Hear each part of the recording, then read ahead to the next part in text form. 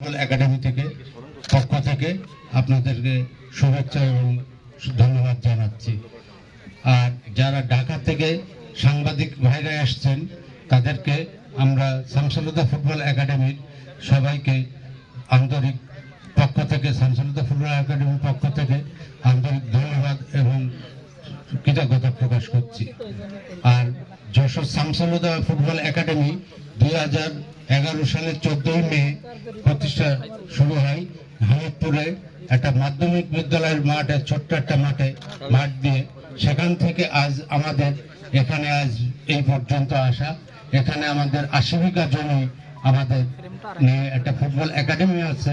এখানে আমাদের বিভিন্ন একাডেমির বিভিন্ন প্লেয়াররা ঢাকা বিপিএল, বিসিএল এবং ফার্স্ট ডিভিশন এবং বাংলাদেশ এজ লেভেলের জাতীয় দলের অসংখ্য প্লেয়ার অংশগ্রহণ করেছে এবং বাংলাদেশ জাতীয় দলের অনেক আমাদের 8 জন প্লেয়ার ইতিমধ্যে খেলে ফেলেছেন পর্যায়ক্রমে।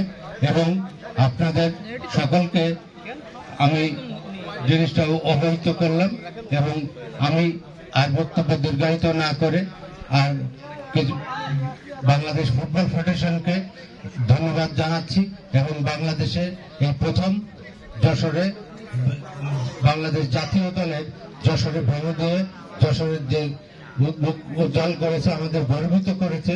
আমি বাংলাদেশ ফুটবল ফেডারেশনের সকল ইসি মেম্বারকে অভিনন্দন, শুভেচ্ছা এবং কৃতজ্ঞতা প্রকাশ করছি। সেই সাথে বাংলাদেশ ফুটবল ফেডারেশনের ভাইস প্রেসিডেন্ট জনাব নাসির শাহরিয়ার জাহিদি, যিনি ডেভেলপমেন্ট কমিটির চেয়ারম্যান এবং শামসুলহুদা ফুটবল একাডেমির চেয়ারম্যান, আমি তাকেও আমাদের পক্ষ থেকে তাকে ধন্যবাদ এবং কৃতজ্ঞতা প্রকাশ করছি।